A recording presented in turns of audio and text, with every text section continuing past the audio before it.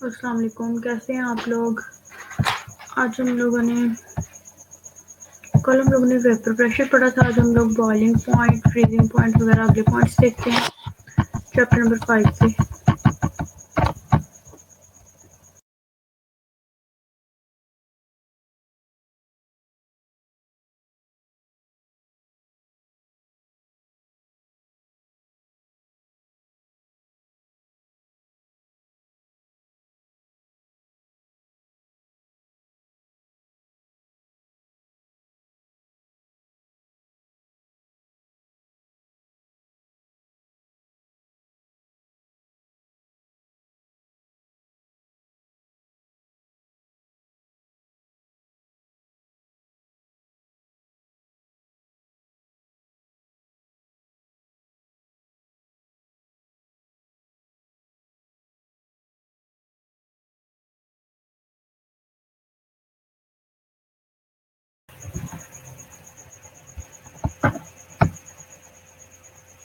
आज का हम लोगों का पॉइंट है, टॉपिक है फ्रीजिंग पॉइंट। इसको हम लोग डिटेल में डिस्कस करते हैं।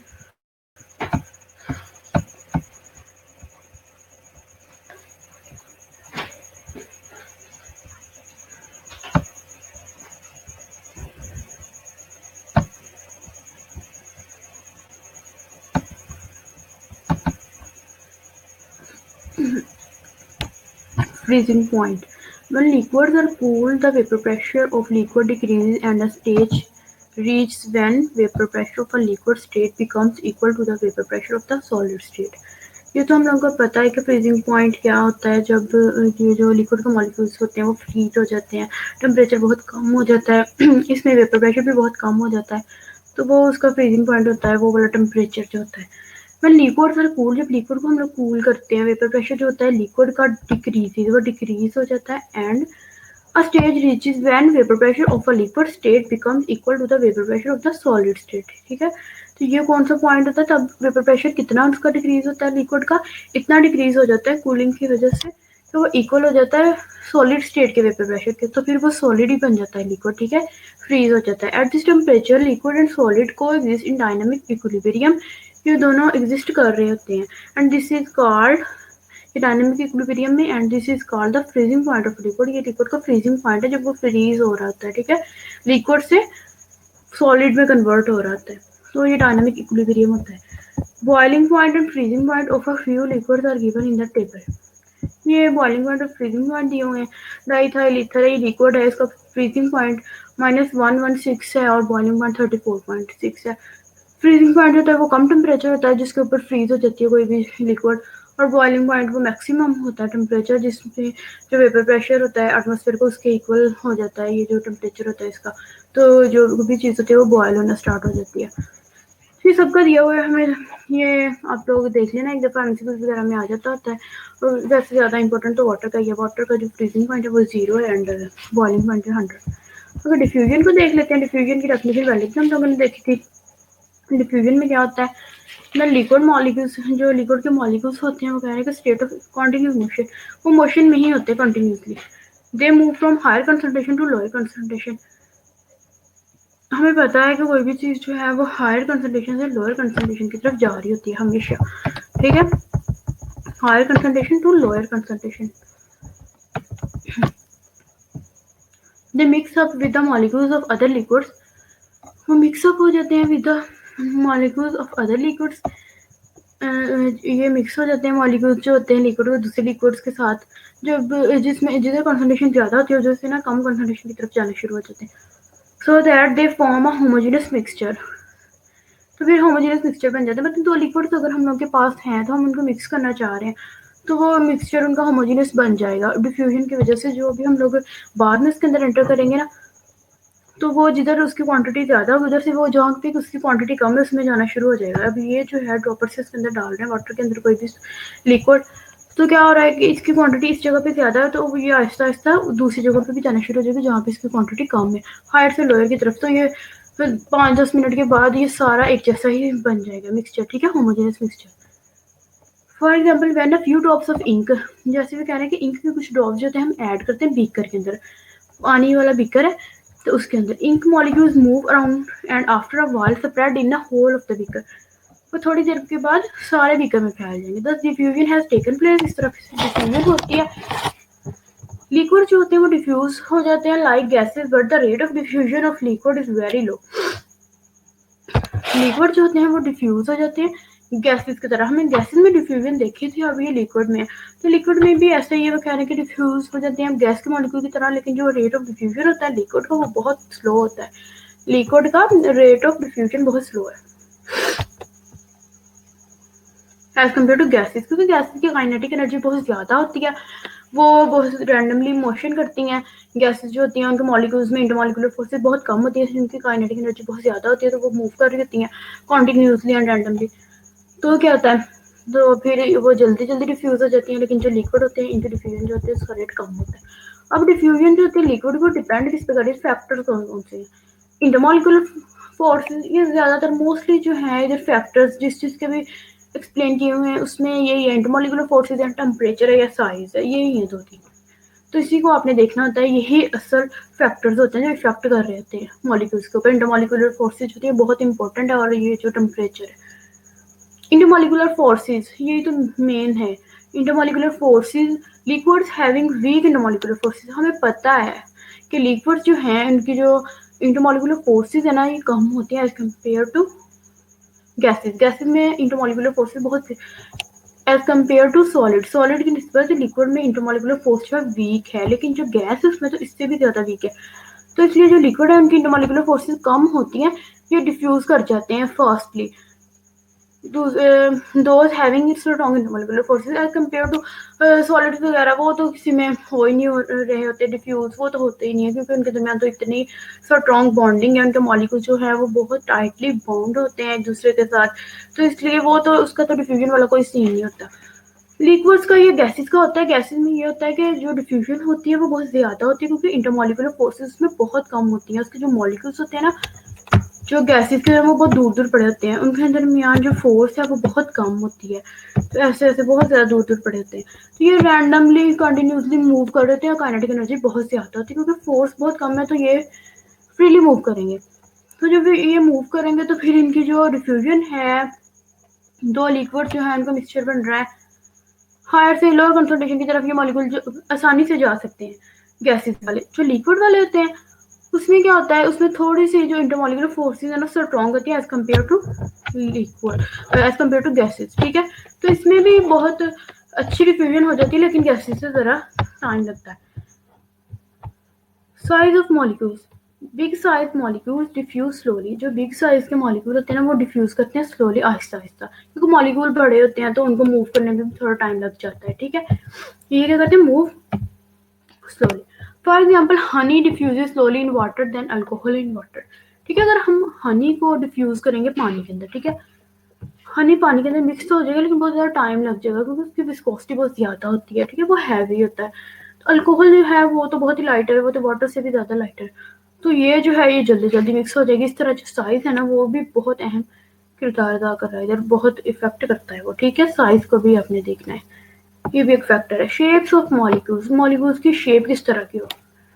Regular shape molecule diffuse faster, जिनकी कोई सही वाली शेप होगी मतलब रेगुलर, तो वो जो है वो जल्दी क्या कर रहे हैं, डिफ्यूज हो जाएंगे as compared to irregular shape, मतलब कि कोई बिल्कुल अजीब सी शेप जिसकी कोई शेप नहीं बन रही, इरेगुलर कोई सही वाली शेप नहीं है, तो उसमें थोड़ा सा हो जाता है कि वो जल्दी मूव नहीं करेगा और जल्दी डिफ्यूज नहीं होगा। ठीक है, तो वे कह रहे हैं कि because they can easily slip over and move faster. Regular shape जो होते हैं वो डिफ्यूज करते हैं फास्टर। ठीक है, ये आपने याद रखना। टेम्परेचर, अब टेम्परेचर का इफेक्ट देख लेते हैं। Diffusion increases by increasing temperature because at high temperature the intermolecular force become weak due to high kinetic energy of the molecule. Temperature का क्या इफेक्ट होता है, डिफ्यूजन जो होती है टेम्परेचर के इंक्रीज करने से इंक्रीज ही होती है। हमें पता है कि मॉलिक्यूल्स की जो काइनेटिक एनर्जी है ना वो इंक्रीज हो जाती है। हम जब टेम्परेचर को इंक्रीज करते हैं ना मॉलिक्यूल्स की काइनेटिक एनर्जी इंक्रीज हो जाती है, बेशक वो लिक्विड के हो, इनके जो इंटरमॉलिक्यूलर फोर्सेज जो होती है वो टूट जाती है, तो फिर इनकी काइनेटिक एनर्जी इंक्रीज हो जाती है और ये जो है ये फ्रीली मूव करना शुरू हो जाते हैं, तो इनकी डिफ्यूजन का रेट जो होता है वो बढ़ जाता है। ठीक है, because at high temperature intermolecular forces become weak due to high kinetic energy of the molecule.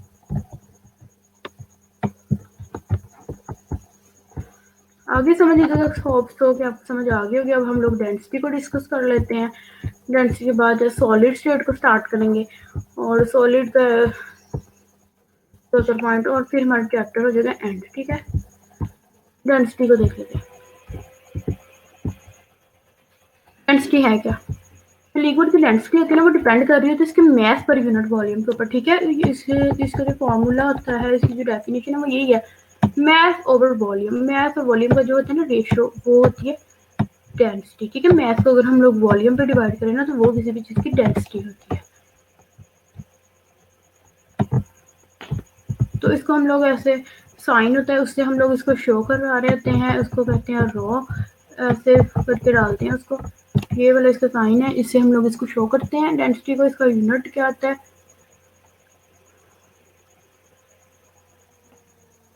ग्राम पर सेंटीमीटर क्यूब या ग्राम पर डीएम क्यूब इसका यूनिट होता है। अब हम लोग इसको देख लेते हैं। The density of liquid depend upon its mass per unit volume. Liquid are denser than gases. हमें पता है जो लिक्विड्स होते हैं वो डेंसर होते हैं गैसेस से, इनके जो इंटरमॉलिक्यूलर फोर्सेस ज्यादा होते हैं। वैसे भी हम इनके मास ओवर वॉल्यूम, मास को वॉल्यूम के ऊपर डिवाइड करेंगे ना, तो लिक्विड को ज्यादा ही आएगा क्योंकि इसका मास ज्यादा होता है लिक्विड का गैसेस से। तो फिर वो तो अंडरस्टूड है, because molecules of liquid are closely packed. जो मॉलिक्यूल होते हैं लिक्विड के वो क्लोजली पैक होते हैं, स्पेस इनके दरमियान कम होती है। ठीक है, निगलिजिबल ही होती है, मतलब ना होने के बराबर, लेकिन गैसेस के दरमियान जो है स्पेस वो बहुत ज्यादा होती है। As the liquid molecules have stronger intermolecular forces, जैसे कि हमें पता है जो इंटरमॉलिक्यूलर फोर्सेस है लिक्विड के अंदर ज्यादा होती है, hence they can not expand freely. इसलिए ये जो है एक्सपैंड नहीं कर सकती फ्रीली लिक्विड जो होते हैं। एंड है फिक्स वॉल्यूम, इनका जो वॉल्यूम होता है फिक्स होता है, लेकिन जो गैसेस होती है उनका वॉल्यूम फिक्स नहीं होता। अनलाइक, इसे पता नहीं क्या word uses, they can not occupy all the available volume of the container, that is the reason and the density of the liquid are high. जो ये लिक्विड के मॉलिक्यूल होते हैं ना, इनके इंटरमॉलिक्यूलर फोर्सेज होती है वो ज्यादा होती है as compared to volume, as compared to gases. इनका जो वॉल्यूम होता है ना वो फिक्स्ड होता है। ये नहीं होता कि जितना वॉल्यूम हम दे देंगे उसको ये सारे स्पेस को ऑक्यूपाई कर लेंगे और वॉल्यूम उतना ही हो जाएगा गैसेज की तरह। गैसेज की तरह ये नहीं होता, इनका जो वॉल्यूम होता है वो फिक्स्ड होता है। अगर हम कंटेनर में इनको छोड़ भी देना तो जो इनकी स्पेस है उधर ही रहेंगे, सारी जगह पे फैलेंगे नहीं। ठीक है, तो जो डेंसिटी होती है लिक्विड की इसलिए फिर ज्यादा होती है एज कम्पेयर टू गैसेज। ठीक है, density of the liquid are high. For example density of water, water की डेंसिटी होती है 1 ग्राम पर सीएम क्यूब होती है, ये बात अपनी याद रखिए। While that of air, air की density 0.001।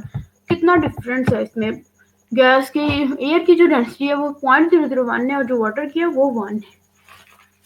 This is the reason why drops of rainfall downward. इसीलिए जो उसके ड्रॉप्स होते हैं रेन के वो नीचे की तरफ होते हैं, उनकी डेंसिटी ज्यादा होती है। ठीक है, the density of liquid also very, जो डेंसिटी होती है लिक्विड की वो वेरी कर रही होती है, चेंज हो रही होती है। You can observe kerosene oil floats over water while Honey settle down in the water. ठीक है, आप लोग ये भी ऑब्जर्व कर सकते हैं जो ऑयल है वो पानी के ऊपर फ्लोट कर रहा होता है, लेकिन जो हनी होता है उसकी उसकी वो सेटल डाउन हो जाता है पानी के अंदर। ठीक है, विस्कोसिटी इसकी बहुत ज्यादा होती है इसलिए।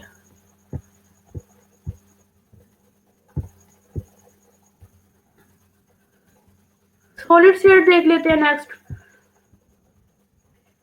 सॉलिड स्टेट क्या होती है? It is the third nature of matter which has definite shape and volume. हमें पता है सॉलिड जो इनकी डेफिनेट शेप और वॉल्यूम होती है। Solid state the molecules are very close to one another. Solid में मॉलिक्यूल्स जो बहुत ज्यादा करीब होते हैं एक दूसरे के, क्लोजली पैक्ड होते हैं। जो इंटरमॉलिक्यूलर फोर्सेस होती हैं वो भी बहुत ज्यादा स्ट्रॉन्ग होती हैं सॉलिड के अंदर। तो जो पार्टिकल्स होते हैं बिकम मोशनलेस, उनके जो पार्टिकल्स हैं मोशनलेस हो जाते हैं क्योंकि ये जो मॉलिक्यूल्स हैं बहुत ज्यादा साथ जुड़े हुए होते हैं। इनमें स्ट्रॉन्ग फोर्सेस होती हैं, इंटरमॉलिक्यूलर फोर्सेस बहुत स्ट्रॉन्ग होती हैं। तो इनका जो शेप है और जो वॉल्यूम है वो भी फिक्स है, ये मूव नहीं कर सकते, मोशन लेस होते हैं। दे कैन नॉट डिफ्यूज, ये डिफ्यूज भी नहीं हो सकते। जब वो मोशन ही नहीं करेंगे तो डिफ्यूज कैसे हो सकते हैं? Solid particles possess only vibrational motion, उनकी जो होती है सिर्फ वाइब्रेशनल मोशन होती है। ठीक है, टिपिकल प्रॉपर्टीज इसकी कौन कौन सी है? मेल्टिंग पॉइंट है, रिजिडिटी है, ये सॉलिड्स की हम पढ़ रहे हैं। ठीक है, डेंसिटी है, तो ये हम लोग देख लेते हैं। मेल्टिंग पॉइंट क्या होता है?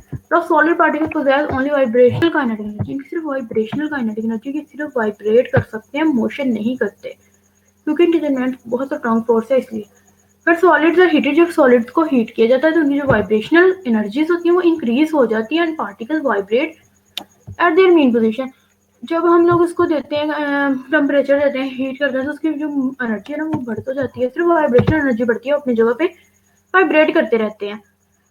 लेकिन ऐसा नहीं कि वो मोशन करना स्टार्ट कर दें। If the heat is supplied continuously, अगर हम लोग कंटिन्यूसली उसको हीट देते रहें तो एक स्टेज ऐसी जरूर आ जाएगी जिसपे क्या होता है, particle leave their fix position, मतलब उनके अंदर जो इंटरमॉलिकुलर स्ट्रक्चर इंटरमॉलिकुलर फोर्सेस है ना वो ब्रेक हो जाएंगे।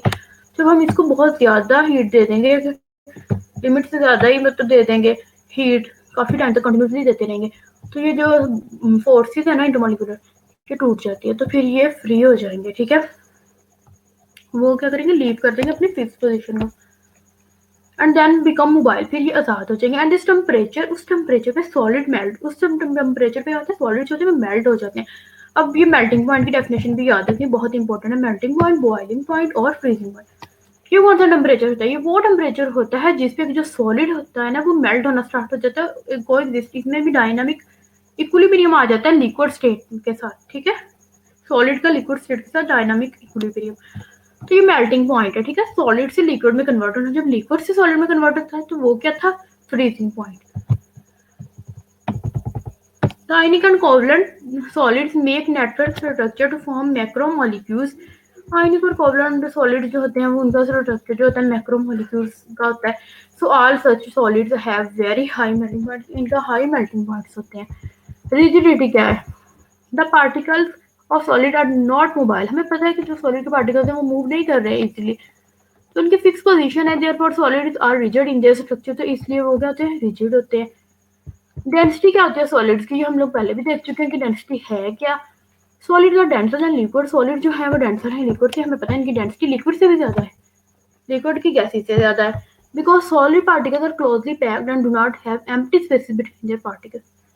जो सॉलिड पार्टिकल्स है ना वो क्लोजली पैक्ड होते हैं एक दूसरे के साथ। ठीक है, सॉलिड के जो पार्टिकल्स होते हैं, and do not have empty spaces, और उनके एम्प्टी स्पेसेस नहीं होती उनके पार्टिकल के अंदर। They have highest density among three states of matter, सबसे ज्यादा जो डेंसिटी है सॉलिड की, फिर लिक्विड की और फिर gases. Density of aluminium, aluminium जो है ये सॉलिड है, इसकी डेंसिटी 2.7 है। वाटर जो है लिक्विड उसकी 1 है, और एयर जो है वो गैस है तो उसकी 0.001। आयरन भी एक सॉलिड है, इसकी जो डेंसिटी है 7.86 है। गोल्ड की 19.3 है। ठीक है, इनके अपने याद रखनी, एमसीक्यूज में आ जाता है। अब अगर आपका कोई क्वेश्चन है तो आप पूछ सकते हैं।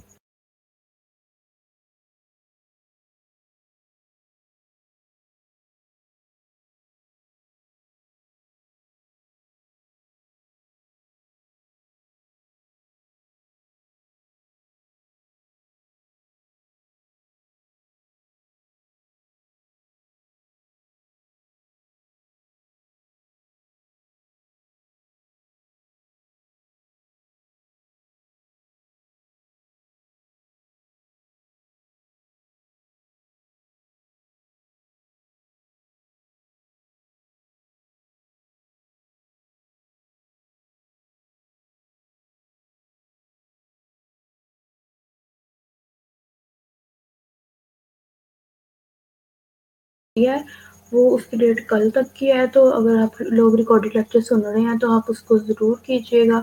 एमसीक्यूज दिए हैं आज के लेक्चर में से जो कि हम लोग रोज़ करते हैं।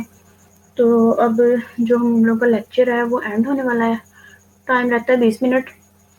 तो अब मैं एक दफ़ा आपको रिवाइज करवा देती हूँ जो जो आज हम लोगों ने डिस्कस कर लिया है, तो वो हम लोग देखते हैं एक दफ़ा दोबारा से, वाइंड अप करते हैं इसको।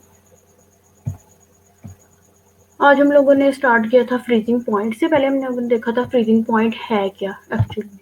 ठीक है, फ्रीजिंग पॉइंट में होता क्या है, ये वो वाला टेम्परेचर होता है जिससे कोई भी लिक्विड होता है ना वो फ्रीज हो जाता है, जो लिक्विड के जिधर भी पड़ा होता है उधर वो उसके जो मॉलिक्यूल्स होते हैं वो फ्रीज हो जाते हैं, तो वो वाला जो टेम्परेचर होता है उसको हम लोग फ्रीजिंग पॉइंट कहते हैं। उसके बाद हम लोगों ने ये टेबल देखा था, टेबल में आप लोगों ने यही करना है, टेबल को एक रीड कर लेना है, और वाटर का जो बॉइलिंग पॉइंट और फ्रीजिंग पॉइंट है इसको अपने जरूर याद रखना है। ठीक है, उसके बाद हम लोगों ने ये डिफ्यूजन देखा था, डिफ्यूजन तो पता है आप लोगों को, हम लोगों ने काफी दफा पढ़ लिया, पीछे गैसेज में भी पढ़ा है।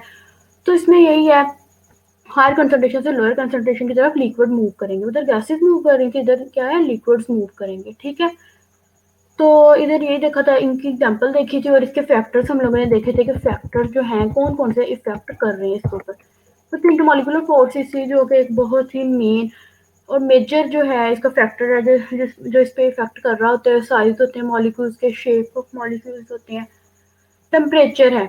टेम्परेचर इंटरमोलिकुलर फोर्सेज जो है ये बहुत इंपॉर्टेंट है, ये जो मैंने आपको पहले भी बताया, ठीक है। तो लिक्विड्स होते हैं, हमें पता ही ऐसे दूर दूर पड़े हुए होते हैं, इनकी जो इंटरमोलिकुलर फोर्सेज होती हैं वो बहुत वीक होती हैं, ठीक है। तो फिर क्या होता है, जब इनकी इंटरमोलिकुलर फोर्सेज वीक होती हैं तो डिफ्यूजन जो होती है इनकी जो होती है फास्टर होती है, ठीक है, सॉलिड्स की निस्बत।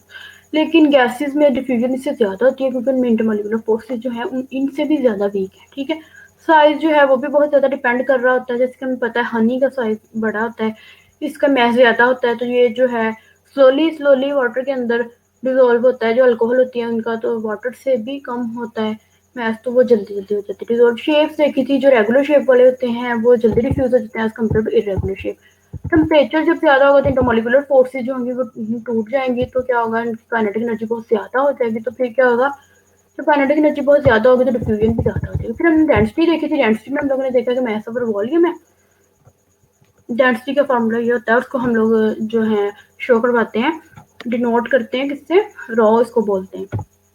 डेंसिटी मास ओवर वॉल्यूम होती है किसी भी लिक्विड के मास को जब हम लोग उसके वॉल्यूम पे डिवाइड करते हैं, तो वो जो होता है वो उसकी डेंसिटी होती है, ठीक है। मैंने आपको एमसीक्यूज में भी दिया हुआ है, तो ये आप लोगों ने टॉपिक अच्छी तरह करेंगे तो आपके एमसीक्यू सॉल्व होंगे, ठीक है।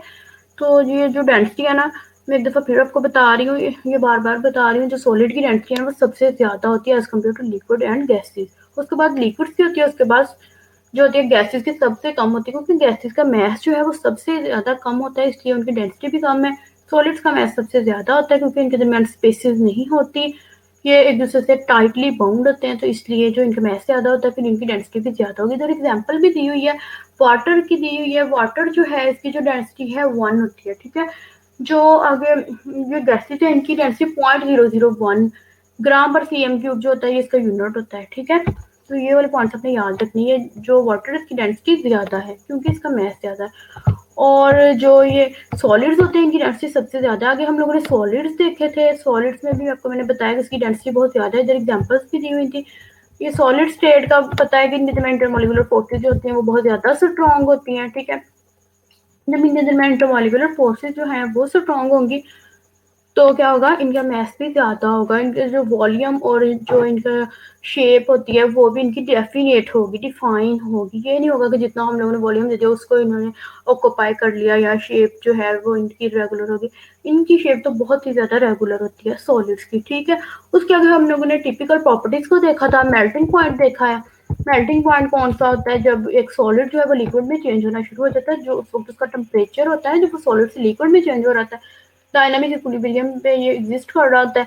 तो ये जो इस मेल्टिंग पॉइंट की डेफिनेशन है, ये मेल्टिंग पॉइंट की डेफिनेशन, बॉइलिंग पॉइंट की डेफिनेशन और जो उसकी है फ्रीजिंग पॉइंट, ये तीनों बहुत इंपॉर्टेंट है, शॉर्ट क्वेश्चन में आ जाती होती हैं, तो ये आपने ज़रूर देखनी है, ठीक है। और इसमें हम लोगों ने क्या देखा था, मेल्टिंग पॉइंट में इसकी डेफिनेशन ही इंपॉर्टेंट है। और मेल्टिंग पॉइंट क्या होता है, जब इसको हम लोग हीट देते हैं तो मेल्ट करना स्टार्ट कर देता है सॉलिड। वैसे तो सॉलिड मूव नहीं कर रहा था, जब हम लोग इसको हीट देते हैं तो उसकी वाइब्रेशनल एनर्जी जो होती है वो थोड़ी सी इंक्रीज होती है। लेकिन अगर हम लोग कंटिन्यूसली इसको देंगे वो हीट, तो फिर क्या होगा, फिर इनकी जो एनर्जी है वो और ज़्यादा तेज़ हो जाएगी, फिर आहिस्ता आहिस्ता जो इनकी बॉन्डिंग है वो ब्रेक हो जाएगी, ठीक है। तो फिर क्या होगा, जब इनकी बॉन्डिंग जो है वो ब्रेक हो जाएगी तो क्या होगा, फिर ये मूव करना स्टार्ट हो जाएंगे, फ्रीली मूव करेंगे, तो तब वो जो टेम्परेचर होता है ये इसका मेल्टिंग पॉइंट होता है। ये आपने याद रखना है। अगर रिजिडिटी का पढ़ा था, हमें पता है कि जो सॉलिड्स हैं वो रिजिड होते हैं क्योंकि उनके अंदर जो इंटरमॉलिकुलर फोर्सेज होती हैं वो बहुत ज़्यादा स्ट्रॉन्ग होती हैं, और स्पेसिस बिल्कुल नहीं होती हैं, तो वो रिजिड है। आगे हम लोगों ने डेंसिटी को देखा था, सॉलिड जो होते हैं वो डेंसर है लिक्विड्स और गैसेस के मुकाबले में, ठीक है। जो सॉलिड है, सॉलिड पार्टिकल है वो क्लोजली पैक होते हैं और उनकी कोई भी एम्प्टी स्पेसेस नहीं होती, तो इसलिए डेंसिटी जो होती है सॉलिड वो सबसे ज़्यादा होती है as compared to liquid and solid. Highest density होती है, एग्जांपल आपने जरूर याद रखनी है, डेंसिटी ऑफ एल्यूमिनियम। एल्यूमिनियम की जो डेंसिटी है ना वो 2.70 ग्राम पर सीएम क्यूब है, ठीक है। और आयरन की 7.86। हालांकि हम लोगों ने पीछे देखा था वाटर और जो एयर है उनकी जो डेंसिटी है वो बहुत कम है, वाटर की डेंसिटी तो फिर भी 1 है, लेकिन जो एयर है उसकी डेंसिटी 0.001 ग्राम पर सीएम क्यूब है। लेकिन ये जो सॉलिड की डेंसिटी है वो कितनी ज़्यादा, एल्यूमिनियम की 2.7 है, आयरन की 7.8 है और गोल्ड की 19.3 है।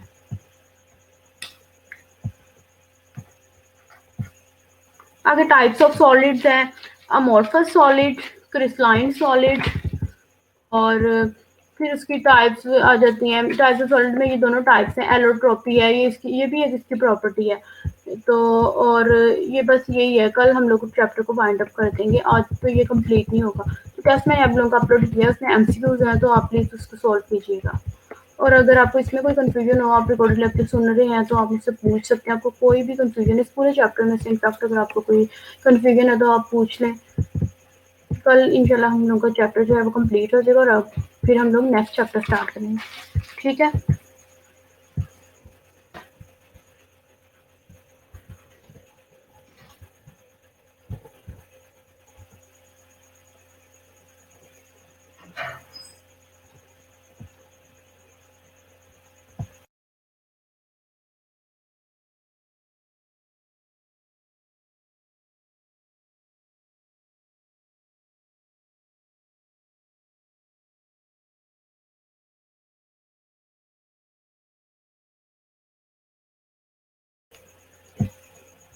हम लोग देख लेते हैं टाइम कितना रह गया। टाइम 7 मिनट्स है, 10 मिनट्स, 10 मिनट्स रहते हैं अभी। तो ये चैप्टर भी थोड़ा सा रहता है, आज कंप्लीट तो नहीं होगा।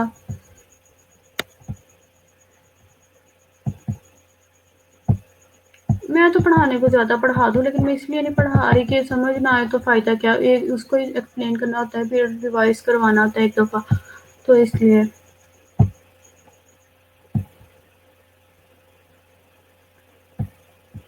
थोड़ा सा एक टॉपिक पढ़ लेते हैं। टाइप्स ऑफ सॉलिड्स क्या होते हैं, अमोर्फस सॉलिड और क्रिस्टलाइन सॉलिड, ठीक है। अमोर्फस सॉलिड और क्रिस्टलाइन सॉलिड जो है ये दो टाइप्स हैं इसकी, ठीक है।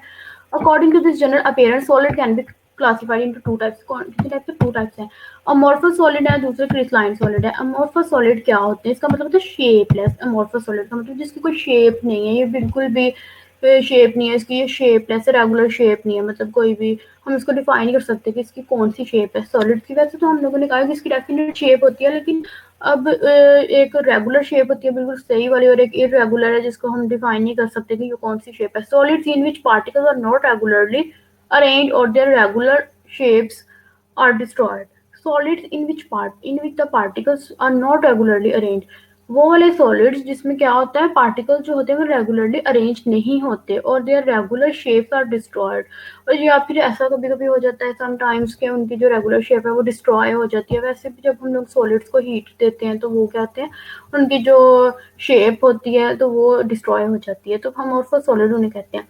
They do not have sharp melting point, उनका कोई भी शार्प मेल्टिंग पॉइंट नहीं होता। जब उनकी शेप कोई इतनी डेफिनेट नहीं होगी ना, तो उनका जो मेल्टिंग पॉइंट है वो भी शार्प नहीं होगा, हमें एग्जैक्टली नहीं पता होगा कितना है, कम नहीं होगा, उसको मेल्ट करना ईजी हो जाएगा एज कम्पेयर टू जिसकी डेफिनेट शेप होगी। प्लास्टिक, रबर वगैरह जो होते हैं, इवन ग्लास, ये सारे जो है ना अमोर्फस सॉलिड में आते हैं। इसकी एग्जाम्पल जो है, एग्जाम्पल्स ये जो है ये एमसीक्यूज में आ जाते हैं, तो ये आपने एग्जाम्पल्स याद रखना कि एमोर्फस या फिर इरेगुलर सॉलिड्स, शेपलेस सॉलिड्स ये क्या होते हैं। They do not have any sharp melting point, इनके कोई भी शार्प मेल्टिंग पॉइंट नहीं होते, ठीक है। क्रिस्टलाइन जो सॉलिड्स हैं, अब ये देख लेते हैं ये क्या है।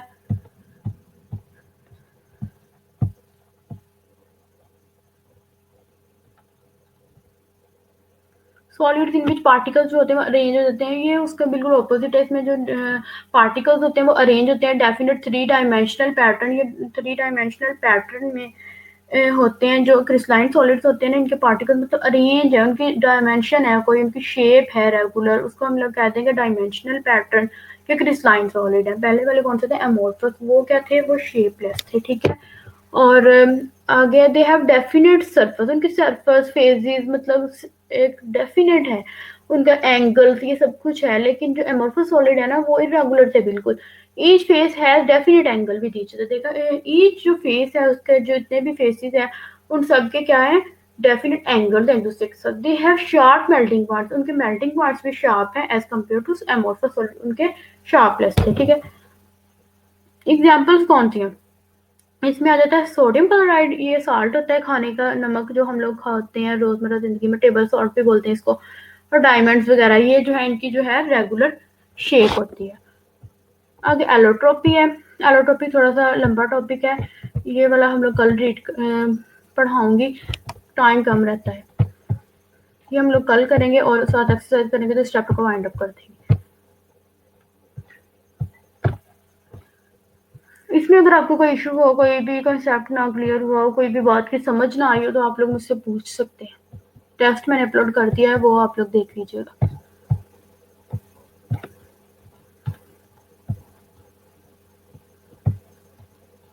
अस्सलाम वालेकुम मैम।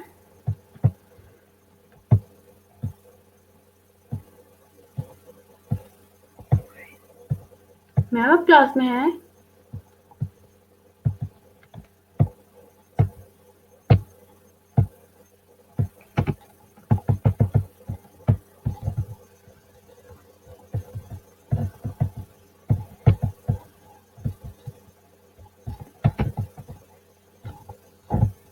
मैम अस्सलाम वालेकुम।